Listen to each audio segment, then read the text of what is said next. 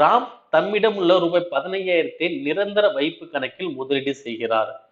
அந்த வங்கி 4% தனிவட்டி கொடுத்தால் 73 நாட்கள் கழித்து அவர் கிடைக்கும் மொத்த தொகை யாது?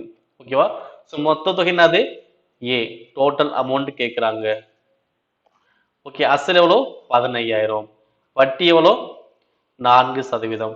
எத்தனை நாள்? 73 நாள். ஓகேவா?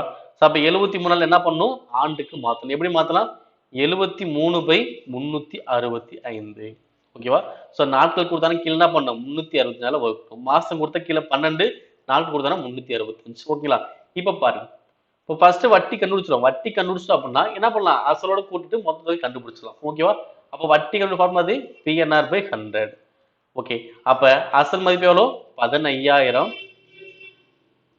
இன்ட்டு காலம் எவ்வளோ? 73 நாள்னா 73 வகுத்தல் 365 இன்ட்டு வட்டி எவ்வளோ? 4%. ஓகே, படிக்கலாம். 2 ஜீரோக்கு 2 ஜீரோ. 73 73, 5 73, 365. 5 5 15, இங்க ஒரு ஜீரோ. அப்ப 30 4 பேருக்கு எவ்வளவு வரும்? 120. வட்டி எனக்கு எவ்வளவு கிடைக்குது? 120 ரூபாய் கிடைக்குது. ஓகேங்களா? அப்ப இங்க என்ன கொஸ்டின் கேட்டாங்க? மொத்த தொகை தான் கேட்கிறாங்க. மொத்த தொகை என்னது? அசலும் வட்டியும் சேர்ந்ததான மொத்த தொகை. எனக்கு அசல் எவ்வளோ? 15,000. வட்டி எவ்வளோ? 120 ரூபாய். ஸோ அப்போ ரெண்டையும் கூட்டினா 15,120 ரூபாய். ஸோ அப்போ ஆன்சர் அவ்வளோதான். மொத்த தொகை எவ்வளோ? 15,120. Option C.